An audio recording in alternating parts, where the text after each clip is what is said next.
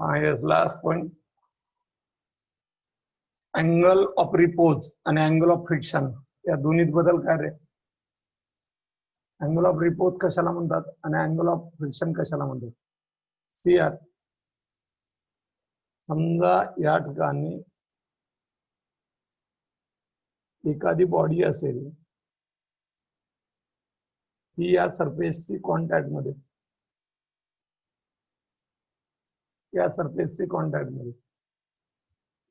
तिचं total mass या पॉइंटला कॉन्स्टंट देतो.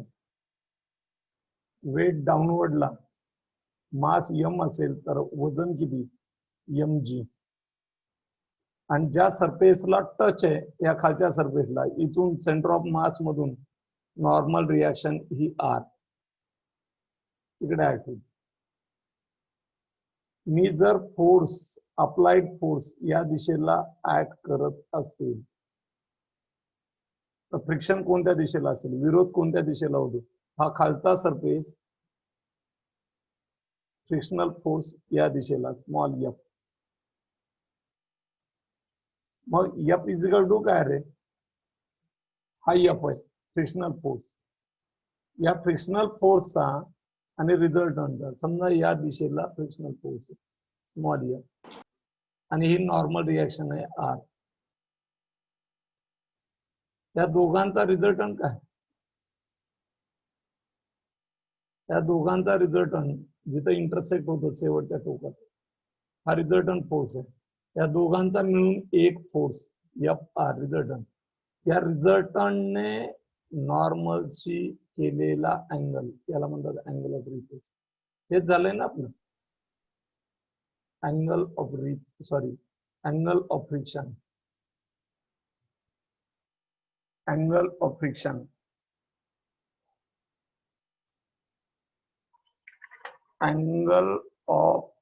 Friction that is the alpha. बरोबर. Now what is the angle of repose? Angle of repose means काय? Angle of repose means काय? समजा या ठिकाणी इन्क्लाइंड सरफेस वाढवत गेलो हा तिरपा केला. हा असा अँगल की या अँगल नंतर ही बॉडी खाली घसरायला सुरुवात करते, या दिशेला घसर. मग नॉर्मल रिॲक्शन काय? ही नॉर्मल रिॲक्शन आर. हा जर मी असाच वाढवला हा असा आणि याला परपेंडिक्युलर असा घेतला हा असा तर या ठिकाणी याचं वेट नेहमीच हॉरिझॉन्टलला लंब येत असते एम. हा अँगल आणि हा अँगल सेम आहे. हा अँगल ऑफ रिपोज. आणि याच्यानंतर जर अँगल वाढवला तर ती बॉडी खाली घसरते. मग ज्याच्याशी अँगल केलाय, कुणाशी अँगल केलाय? वायशी. इकडे येईल component M G cos theta. त्याला कंपोनंट म्हणतात. स्प्लिटिंग विभाजन करतो. आणि ज्याच्याशी अँगल नाही केला तिकडे येईल एम जी साइन थीटा. हा एम जी साइन. मग ही बॉडी घसरेल कुठं? समजा याच्यापेक्षा अँगल जर वाढवला तर खाली घसरेल. खाली घसरती याचा अर्थ फ्रिक्शनल फोर्स या बाजूला. हा क्रिटिकल फ्रिक्शन आहे कारण या अँगलला घसरत नाही, स्टॅटिक आहे. सर्वात जास्त फ्रिक्शनल फोर्स इथे. हा फ्रिक्शनल फोर्स तुम्ही उचलून इथेही घेऊ शकता कारण पॅरलल आणि इक्वली इन मॅग्निट्यूड असंही घेऊ शकता. मग जर बॉडी खाली येत असेल तर कोण मोशन इकडं होत असेल ए या ऍक्सलरेशन तर M G sine theta plus घ्यायचा, ऍक्सलरेशनच्या विरुद्ध मायनस घ्यायचा. मोशनच्या दिशेत ऍक्सलरेशन म्हणजे मोशनची दिशा. मग मोशनच्या दिशेत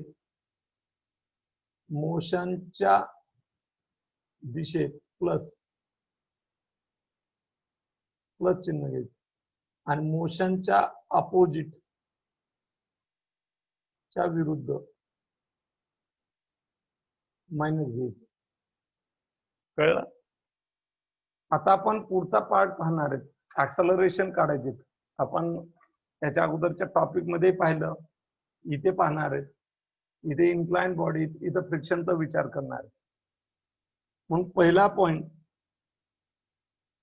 हिडिंग काय, acceleration of a block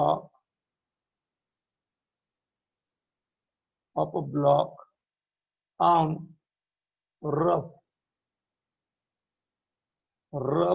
inclined plane.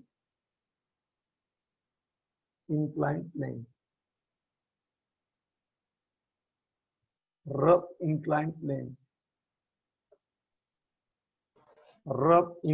plane. काय काढायचे आपलं, acceleration of a block on rough inclined plane. Rough आहे म्हणल्यावर फ्रिक्शन होईल.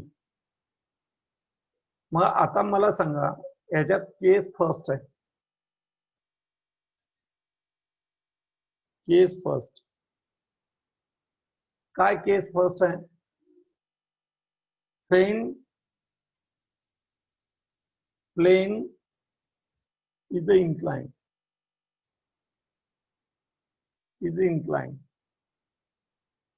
कुणाशी, टू द हॉरिझॉन्टल, आडव्या लाईनशी, horizontal, at an angle theta which is greater than angle of repose. Angle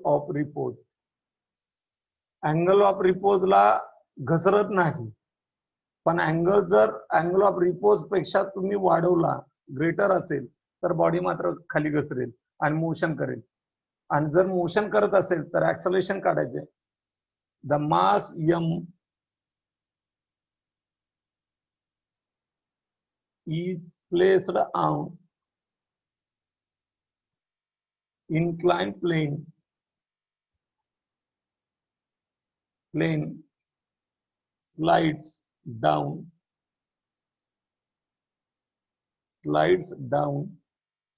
with acceleration e.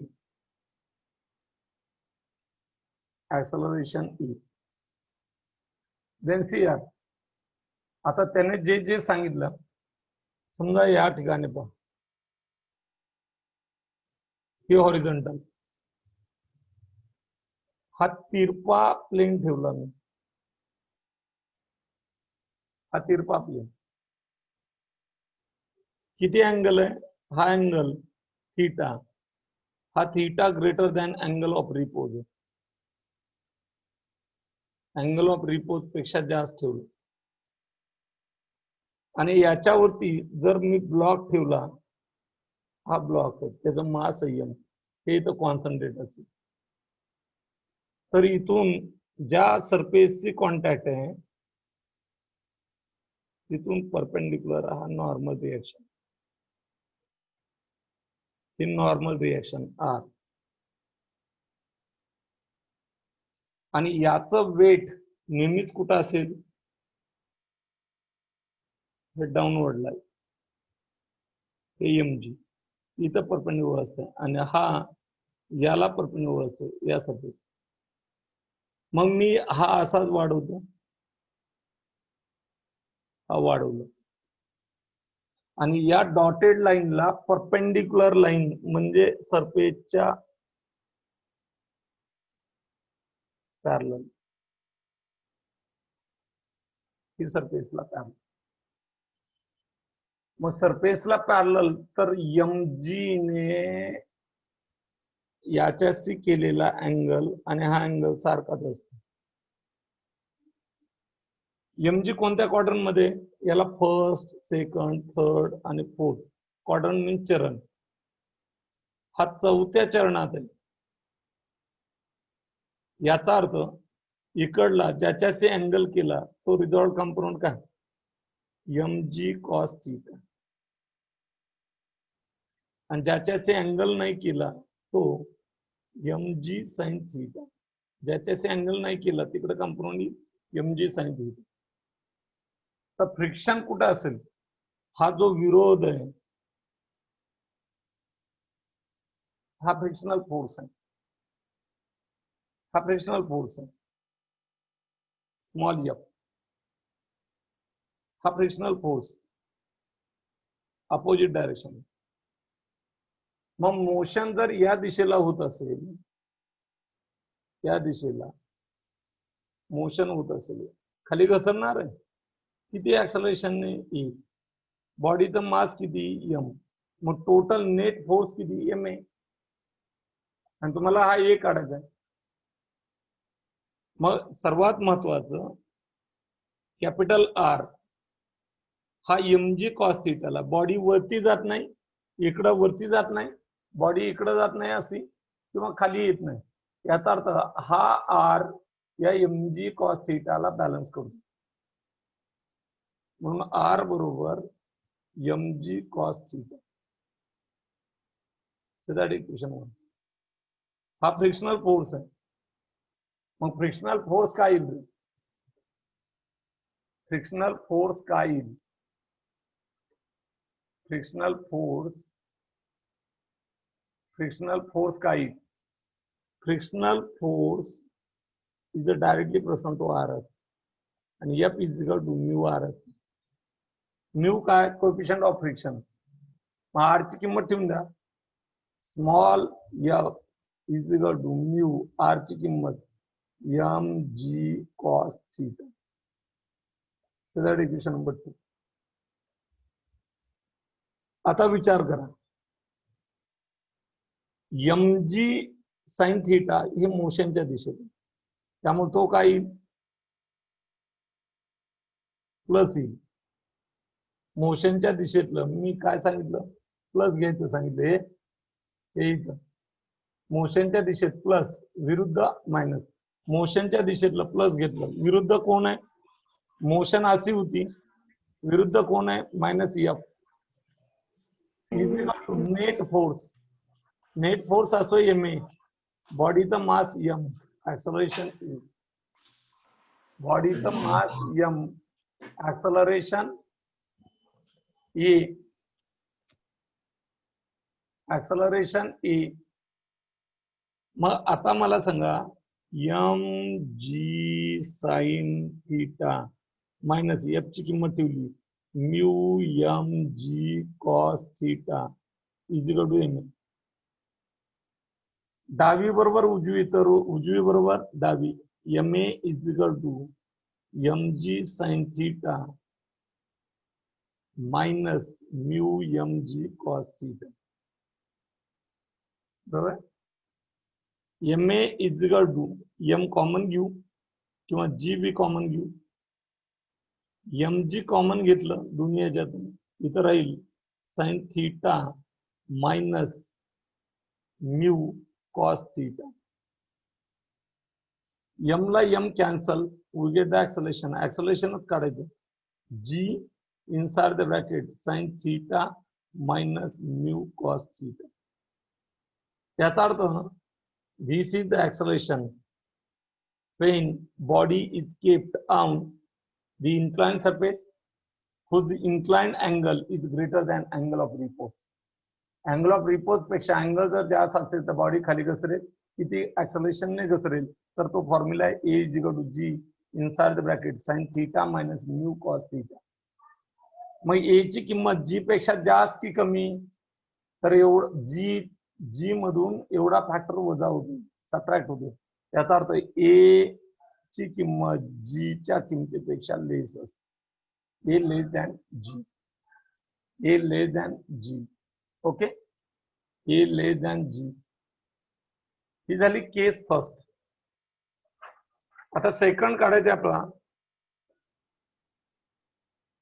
Second काढायचे, केस second. Case second.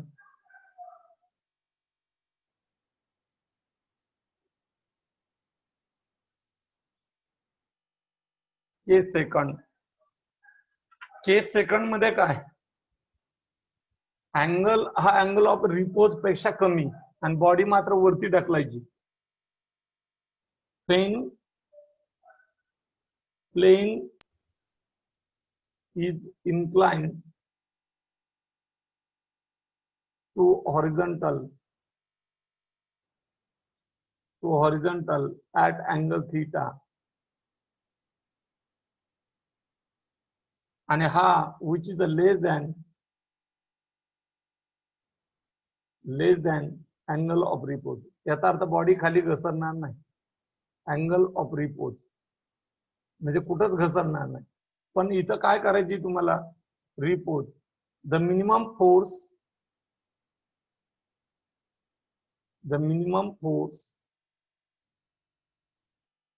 required to move body up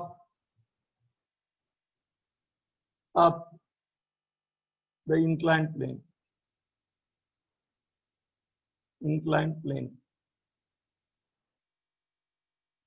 याच्या अगोदरच्या केसमध्ये स्वतःहून बॉडी घसरत होती.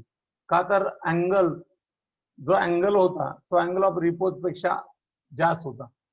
अँगल ऑफ रिपोज एवढा असेल तर बॉडी स्टॅटिक असते, स्थिर असते, घसरत नाही, खाली जात नाही, वरती जात नाही. इथे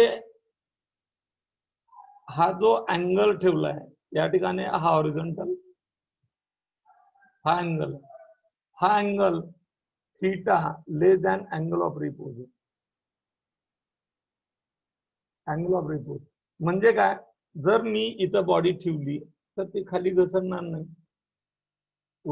जरी उतार असला तरी बॉडी खाली घसरणार नाही. बरोबर आहे का? अरे बरोबर नाही. जरी उतार असला तरी बॉडी खाली घसरणार नाही. मग आता फोर्सेस काढू. इथं टच आहे म्हणल्याच्या नंतर सेंटर ऑफ मास मधून हा लंब चालली नॉर्मल रिएक्शन आर. बरोबर ना? इथून वेट असेल याला परपेंडिक्युलर mg, इथं परपेंडिक्युलर असतं, आणि हा सरफेसला परपेंडिक्युलर असतो नॉर्मल रिएक्शन. हा अँगल आणि हा अँगल सेम. मग हा जर mg cos थीटा असेल, ज्याच्याशी अँगल केला तिकडे कॉस येतो, तर हा काय रे,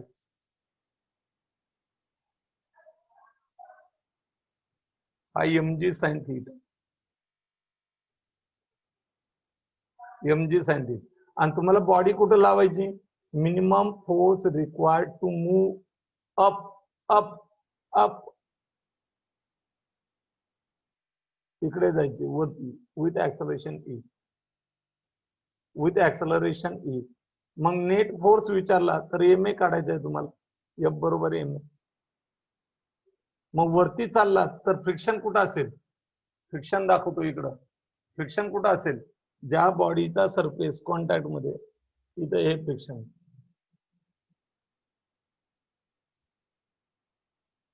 हे फ्रिक्शनल फोर्स स्मॉल एफ. बरोबर आहे का? कारण मोशन इकडे ना, मोशन अपवर्ड म्हणल्यावर विरोध, मोशनला विरोध, फ्रिक्शन इकडे खाली होईल. मग या ठिकाणी पहा नेट फोर्स काय, नेट फोर्स किती लागेल, एम ए. हा किती रे, मोशनच्या विरुद्ध जेवढा हे असेल, मोशनच्या विरुद्ध, मोशनच्या दिशेत प्लस, आणि मोशनच्या विरुद्ध कोण आहे, मोशनच्या विरुद्ध कोण आहे, mg sin theta plus small F. तुम्ही म्हणता हे मायनस का नाही घेतलं, हे मायनस आहे, हे मायनस आहे, हे प्लस.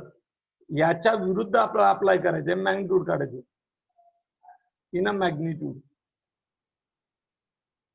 मॅग्निट्यूड टोटल फोर्स किती लागेल, M A is equal to minus plus घेतला mg sin theta plus F. एवढा फोर्स या दोघांच्या विरुद्ध डायरेक्शनला अप्लाय करावा लागेल.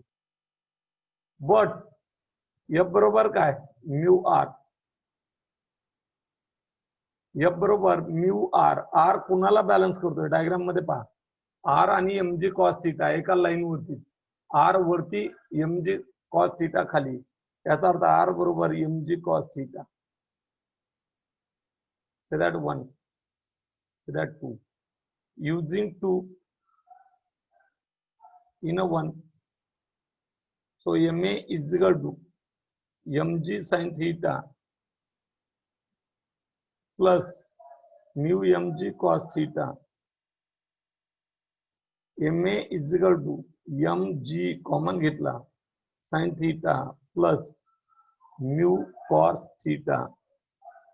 M ला M cancel, we get the acceleration g inside the bracket sin theta plus mu cos theta. It is the acceleration.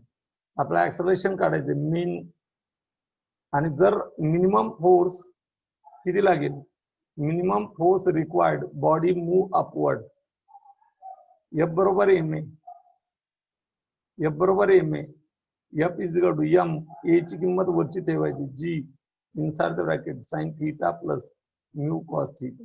It is the कमीत कमी force ही body वरती ढकलण्यासाठी, ही बॉडी वरती ढकलण्यासाठी minimum force is required, minimum force is required. मग मला सांगा आता इथं ए ची किंमत जी पेक्षा कशी असेल रे, इथे ए ची किंमत जी मध्ये एवढा फॅक्टर मल्टिप्लाइड आहे प्लस आहे तो, याचा अर्थ A which is greater than G. Acceleration ची किंमत इथं पहा, पहिल्या पेज वरती पहिल्या केसला खाली येत होता तर ए लेस दॅन जी होता, ए लेस दॅन जी, आणि इथे A greater than G, A greater than G. Then next point,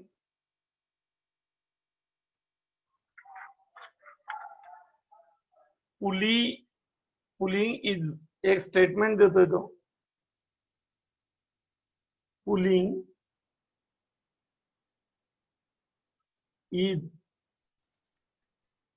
easier than pushing.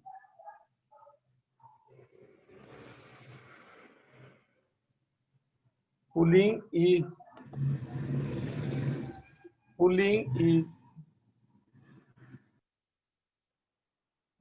is easier than pushing.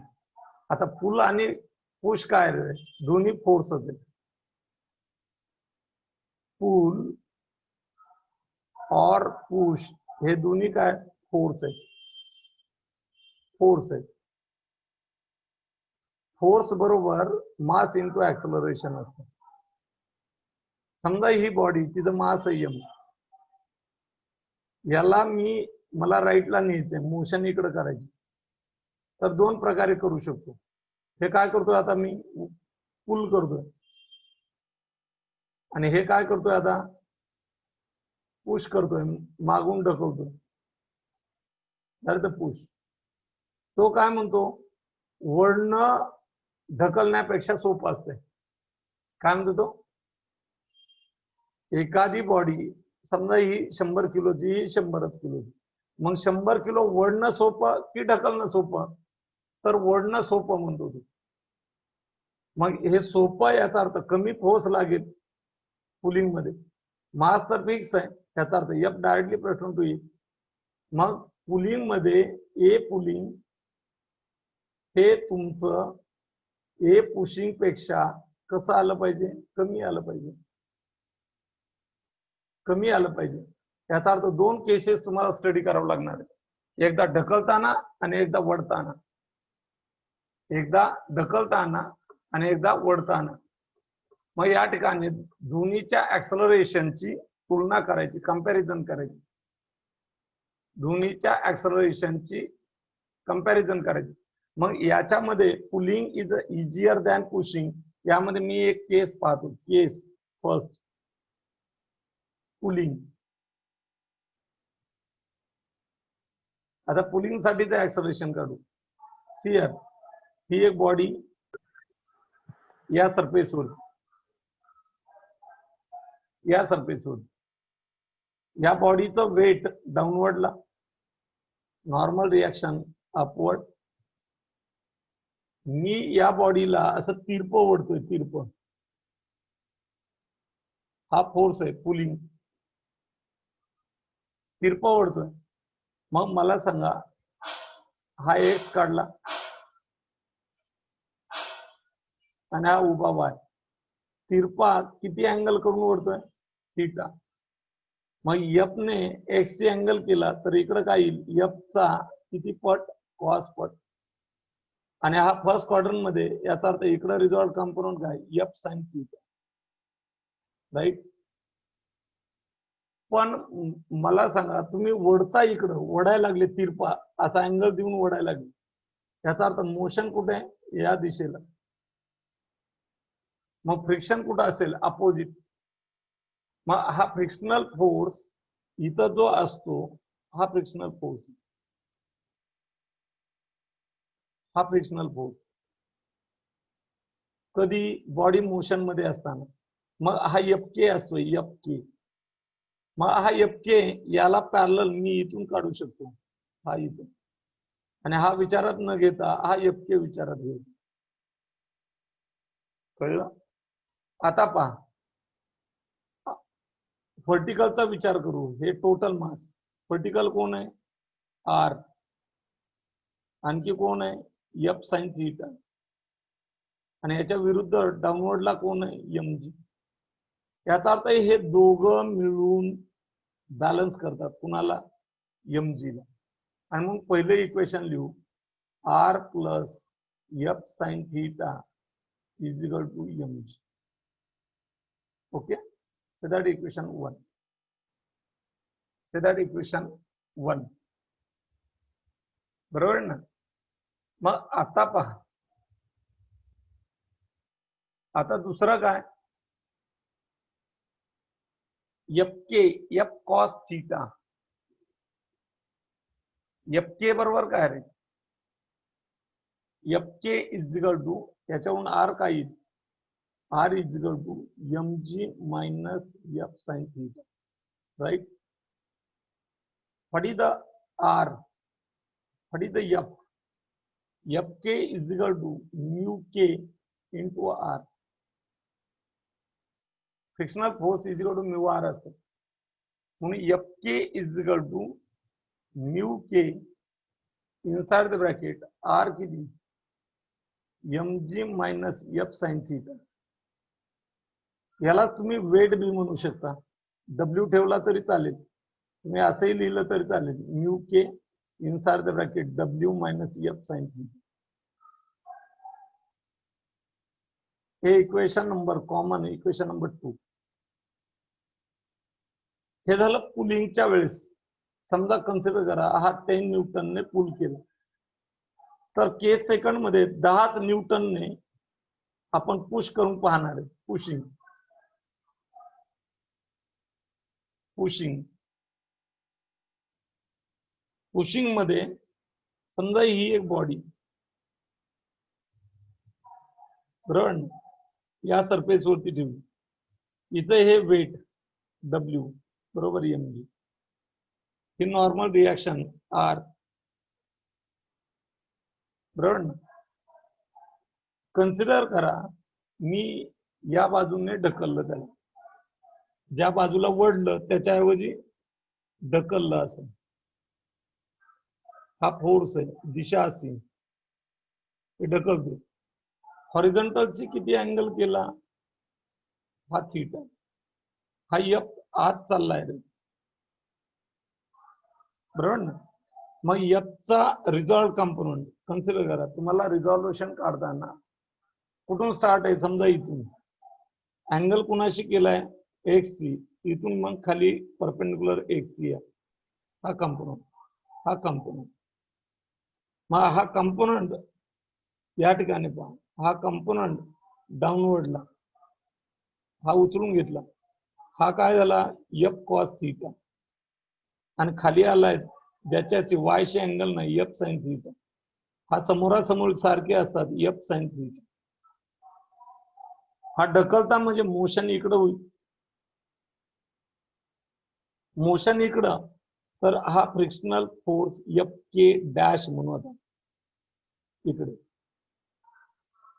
F K dash इकडे. बाहेर असतील तर डायरेक्शन साइन कन्व्हेन्शन हे तुमच्या क्वाड्रंटनुसार असतात. बघा हा फोर्स या पॉइंट कडे येत असेल हा, तर अँगल याच्याशी केला असेल तर वाय कंपोनंट डाऊनवर्डला आणि एक्स कंपोनंट लेफ्टला, म्हणजे निगेटिव्ह. किंवा तुम्ही इथून इकडे जाऊ शकता, हा इथून इथं गेलात आणि हा इथून खाली असा, असंही डायरेक्शन करता येईल. आता मला सांगा आर काढून घ्या. इथं काय रे,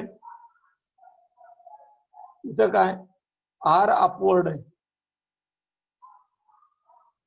R upward, F sine theta downward minus F sine theta, M G म्हणजे डब्ल्यू डाऊनवर्ड आहे minus equal to net force 0, कारण बॉडी वरती जात नाही खाली जात नाही. याचाच अर्थ R equal to F sine theta plus W. याचा अर्थ अपवर्डची बेरीज इजिकल टू डाऊनवर्डची बेरीज. डाऊनवर्डला दोन आहेत, एफ साइन थीटा आणि डब्ल्यू, या दोघांची बेरीज इजिकल टू अपवर्ड. याचा अर्थ आर बरोबर काय, W plus F sine theta, बरोबर आहे. मग मला सांगा एफ के डॅश हा फ्रिक्शन, आपला फ्रिक्शनल फोर्सला नावं वेगवेगळे देत. ढकलताना फ्रिक्शन किती आणि वळताना फ्रिक्शन किती, हे कधीच आहे, वळताना. F K dash is equal to mu K dash into R. Mu K dash, आता मोशन मध्ये सरफेस बदलला का, नाही. बॉडी बदलली का, नाही. मग याला म्यू के डॅश म्हणता येईल का, नाही. कारण coefficient of friction, nature of surface of road, nature of contact surface, ज्या दोन बॉडीचा कॉन्टॅक्ट आलाय याच्या नेचर वरती डिपेंड असतं. मग नेचर नाही बदललं तर म्यू के बदलणार नाही. मग F K dash is equal to mu K, R ची किंमत काय रे, W plus F sine theta. सध्या इक्वेशन नंबर याला 3 म्हणतो. आता मला सांगा कंपॅरिझन, हा फ्रिक्शनल फोर्स विरोध करणारा फोर्स हा आहे पुलिंगच्या वेळेस, हा पुलिंगच्या वेळेस आहे आणि हा पुशिंगच्या वेळेस आहे, ढकलताना. मग म्यूकेला म्यूके इथं आहे, डब्ल्यू ला डब्ल्यू आहे, इथं मायनस आहे, इथं प्लस आहे, F sine theta, F sine theta कोणाची किंमत जास्त असेल, F K dash greater than F K. याचा अर्थ विरोध कोण जास्त करेल, ही किंमत विरोध करणारी, ही बी विरोध करणारी, पण विरोध कुठं जास्त आहे, पुशिंगला. विरोध कमी कुठं जाणवतो, पुलिंगला. हेन्स पुलिंग इज अ सहज, म्हणजे इजियर दॅन पुशिंग, विरोध, फ्रिक्शन म्हणजे विरोध, विरोध कुठं जाणवतो, इथं प्लस आहे, इथं मायनस आहे. याचे येणारं उत्तर जास्त येईल, याचं उत्तर कमी येईल. याचा अर्थ फ्रिक्शनल फोर्स पुशिंग मध्ये जास्त आहे, पुलिंग मध्ये कमी. म्हणजे विरोध पुशिंग मध्ये जास्त होतो, पुलिंग मध्ये कमी, आणि म्हणून pulling is easier than pushing. Pulling is easier than pushing. Okay. Then next point,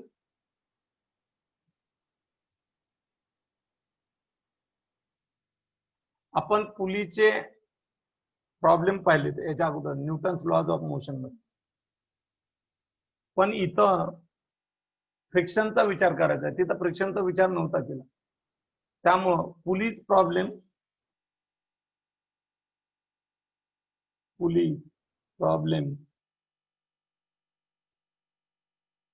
with friction,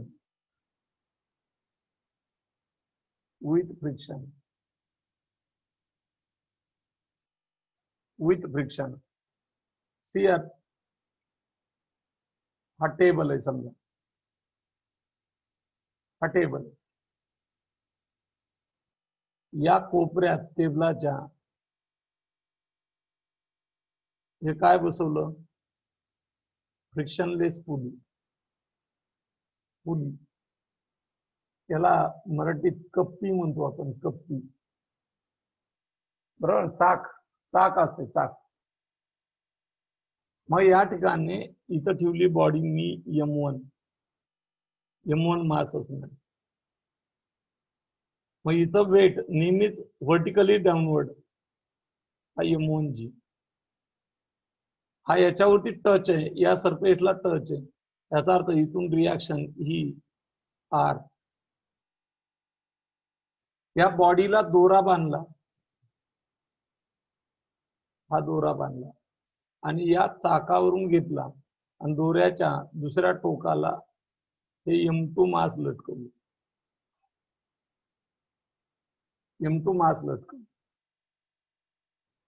तर हा R M1G ला बॅलन्स करतो, R बरोबर M1G. याच्यामुळं ही बॉडी खाली जाईल, तर दोरा कंटिन्यू होईल. ही 2 मीटर खाली गेली तर हे 2 मीटर पुढे सरकल, म्हणजे या बॉडीचं ऍक्सलरेशन येईल. या बॉडीचं ऍक्सलरेशन येत असेल तर या दोऱ्यात टेन्शन बॉडी पासून दूर, या बॉडी पासून दूर टेन्शन सारखंच असतं. टेन्शन हा फोर्स आहे. याचं वेट M2G. आता पहा, ही बॉडी तर हवेतच लटकवलेली दोऱ्याने, त्यामुळे इथं फ्रिक्शनचा संबंधित नाही. ही बॉडी मोशन इकडं करायला लागली राईटला, तर इथं फ्रिक्शन अपोजिटला इथं फ्रिक्शन असेल F, स्मॉल F. मग स्मॉल F बरोबर काय, mu into R, mu R coefficient of friction. तर F is equal to mu, R ची किंमत ठेवा काय, M1G. So that equation 1. आता आपण एका एका बॉडीचं पाहू, एका एका बॉडीचं. आता M1A, हा M1, या दिशेला फोर्स आहे T, या दिशेला फोर्स आहे स्मॉल F, इकडे वरती R आणि इकडे M1G. हा R M1G ला बॅलन्स करतो, म्हणजे कॅन्सल समजा. पण मोशन या दिशेला आहे, याचा अर्थ नेट फोर्स या दिशेला आहे, राईटला. पण या दोघांचा मिळून नेट असतो. समजा हा 10 न्यूटन आहे आणि हा 4 न्यूटन आहे, तर नेट फोर्स किती, 10 वजा 4, 6 या दिशेला ऍक्टिव्ह. मग बॉडीचा मास किती, M1A. It is the force, net force. मग मोशन कुठे, राईटला. मग मोशनच्या दिशेतला फोर्स कोण, T. मोशनच्या विरुद्ध दिशेतला फोर्स कोण, स्मॉल F. मग M1A is equal to T minus small F ची किंमत mu M1G. So that equation number 2. फक्त M1 चा विचार केला, त्याच्यावरती ऍक्ट होणाऱ्या फोर्सेसचा विचार केला, त्याला म्हणतात FBD, फ्री बॉडी डायग्राम. आता FBD काढायची कुणासाठी, M2 साठी. हा वरती फोर्स आहे T, खाली फोर्स आहे M2G, आणि कोणत्या दिशेत चालली, खालच्या दिशेत, विथ ऍक्सलरेशन E. मग तिचं या बॉडीचं ऍक्सलरेशन A मानलं तर नेट फोर्स किती रे, M2A. मोशनच्या दिशेत कोण आहे, M2G, हा घेतला प्लस M2G. मोशनच्या विरुद्ध कोण आहे, T, म्हणून मायनस T, म्हणून minus T. Say that equation number 2, 3. Equation 2 आणि 3 ची बेरीज करा, ऍडिंग पहिल्यासारखं. फक्त इथं फ्रिक्शनचा विचार केलाय रे, पहिला आपण फ्रिक्शनचा विचार करत नव्हतो, गुळगुळीत सरफेस मानायची. ऍडिंग 2 and 3, ऍक्सलरेशन मिळून दे काय, M1A प्लस M2A. 2 आणि 3 च्या डाव्या साईडची बेरीज. आता उजव्या साईडची बेरीज करू, T mu M1G plus M2G minus T. बेरीज करायची उजव्या साईडची. प्लस टी ला मायनस टी कॅन्सल, ए कॉमन घेतलं तर m1 plus m2 into A is equal two plus अगोदर घेतला m2 मायनस म्यू m1 जी कॉमन, हा प्लस अगोदर घेतला जी कॉमन घेतला आणि नंतर मायनस, तर ऍक्सलरेशन काय ए बरोबर m2 minus mu m1 divided by m1 plus m2 into g, and this is an expression for acceleration. कधी कधी जर फ्रिक्शन होत असेल, विचारात घेतलं इथलं, विरोध होत असेल तर, विरोध होत नसेल तर हा म्यू झिरो करा, म्हणजे आपल्या न्यूटन्स लॉज ऑफ मोशन मधला फॉर्म्युला आहे A is equal to m2 into G divide by m1 plus m2. कळलं का? या ऍक्सलरेशनची किंमत इक्वेशन 2 मध्ये ठेवा किंवा 1 मध्ये ठेवा, सॉरी 2 मध्ये ठेवा किंवा 3 मध्ये ठेवा, युजिंग इन इक्वेशन 3 काय m2 a plus is equal to m2 g minus T, हा टी इकडे घेतो, टेन्शन काढायचे मला, m2 g minus m2 a, बरोबर आहे का? So t is equal to m2 g minus m2 inside the bracket a ची किंमत m2 minus mu m1 divided by m1 plus m2 into g, बरोबर आहे? t इज इक्वल टू इथं काय नाही म्हणजे एक आहे m2 g inside the bracket m1 plus m2 minus m2 inside the bracket m2 minus mu m1 into g divided by m1 plus m2, ही बेरीज केली. आता कॉमन काय निघतंय, m2 g आणि m2 g common, t is equal to m2 g common घेतलं, कंसात काय राहील m1 plus m2 minus m2 minus mu m1 divided by m1 plus m2, m1 plus m2, m1 plus m2, पुढच्या पेजवरती घेऊ आपण. काय होतं आपलं t is equal to m2 g common घेतला तर कंसात m1 प्लस m2 राहतो मायनस दुसऱ्या कंसात राहतो m2 minus mu m1 total divided by काय m1 plus m2. t is equal to m2 g, वरचा ब्रॅकेट सॉल्व करू, m1 plus m2 minus m2 minus minus plus mu m1 total divide by m1 plus m2 plus m2 minus m2 cancel, p is equal to into mu m1 divided by m1 plus m2. So t is equal to mu m1 m2 divided by m1 plus m2 into g, and this is the tension.